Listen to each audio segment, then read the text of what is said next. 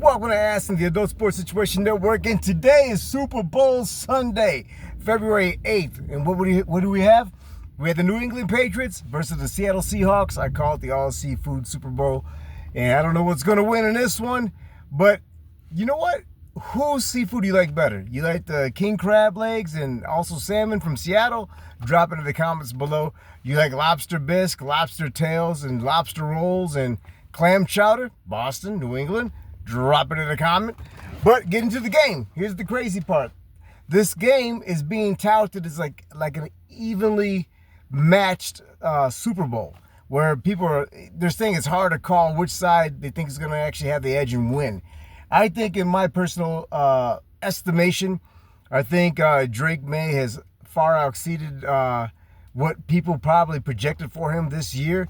I always believed in him, but you know, the thing is that I think he went to the right team at the right time, got the right coach at the right time.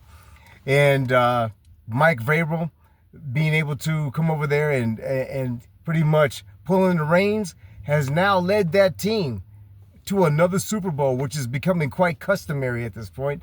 And the only difference is a whole new quarterback. So will it be Mayday? Or will it be Sam Darnold over there? You know, for Seattle, who people thought was actually not pretty much a bust until he went to Minneapolis. He led that team almost to the Super Bowl. Then he switches and he goes back over there to over to Seattle, and he leads that team back to prominence. So right now you got one ascending, really good quarterback. I think him and Caleb are definitely the future of this league as far as that draft class is concerned.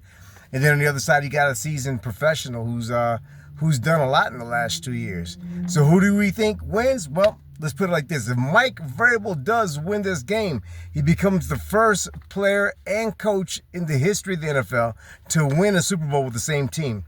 I think that would be an amazing feat. I think this would be a great cap to what Drake May has done this year. But then on the other end, you have Jackson Smith and Jigba. You have an explosive offense. You have a really seasoned quarterback, and then you have what is most important. If you were to have an offense, you have a defense. That defense, I think, will come out and show up. This is almost essentially like a home game being in San Francisco, not too far south from Seattle. And I pretty much predict that I believe Seattle will take the Super Bowl. I think the score is going to be quite close. Let's go with 24-17. It could be higher than that, but I think Seattle's good for at least a touchdown, if not more, in the Super Bowl.